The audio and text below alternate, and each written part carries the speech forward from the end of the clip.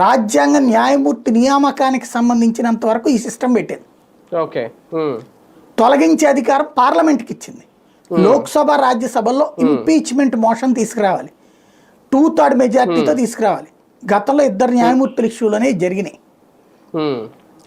ఇక్కడ impeachment motion అంటే 2/3 వంతు, 2/3 వంతు ప్రభుత్వానికి మద్దతు లేకపోతే చేయలేరు, ప్రతిపక్షానికి మద్దతు లేకపోతే ప్రభుత్వం, అంటే అందరూ కలిసి అనుకుంటేనే చేయగలరు అక్కడ ఇంపీచ్మెంట్. ఈవెన్ కొలీజియం నియమించిన కొలీజియానికి అధికారం లేదు అక్కడ.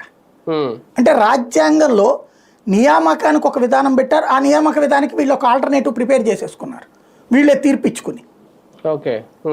తొలగింపుకు సంబంధించి ప్రభుత్వం వైపు నుంచి ఎలాంటిది లేదు. రాజ్యాంగంలోనే ఎట్లా అంటే రాజ్యాంగంలో అది రాయబడింది ఇంపీచ్మెంట్ ప్రాసెస్, దాంట్లో ఉన్నటువంటి హక్కులు వీళ్ళు తీసుకోలేకపోయారు రాజ్యాంగ మౌలిక స్వరూపానికి విరుద్ధం కాబట్టి. వాస్తవంగా న్యాయమూర్తుల నియామకం కూడా రాజ్యాంగ మౌలిక స్వరూపానికి విరుద్ధమే, కానీ వీళ్ళ ధర్మాసనంగా ఏర్పడి వీళ్ళకి వీళ్ళు తీసుకున్నారు. ఇప్పుడు ఇది కూడా భవిష్యత్తులో తీసుకుంటారేమో అట్లాంటిది. ప్రస్తుతానికైతే ఆ అధికారం లేదు కాబట్టి బదిలీ చేశారు. కానీ దీని వలన చర్చ ఎంత జరిగిపోతుంది దేశవ్యాప్తంగా. అదే కదా. ఇప్పుడు ఇంకొకటి ఏంటి, ఇప్పుడు అక్కడ న్యాయమూర్తులు అలహాబాద్ హైకోర్టులో న్యాయవాదులందరూ ఏం వాదిస్తున్నారు. ప్లస్ ఇప్పుడు అనేక మంది ఏం చేస్తారంటే రేపు పొద్దున పెద్ద కాంట్రవర్సీ వస్తుంది, ఈయన ఇంతకాలం ఇచ్చినటువంటి తీర్పుల్ని సవాల్ చేస్తారు ప్రతి ఒక్కడు. ఇప్పుడు ఆల్రెడీ ఆ చర్చ కూడా మొదలైంది. తీర్పులు వాళ్ళు డబ్బులు తీసుకుని చేశారని మేము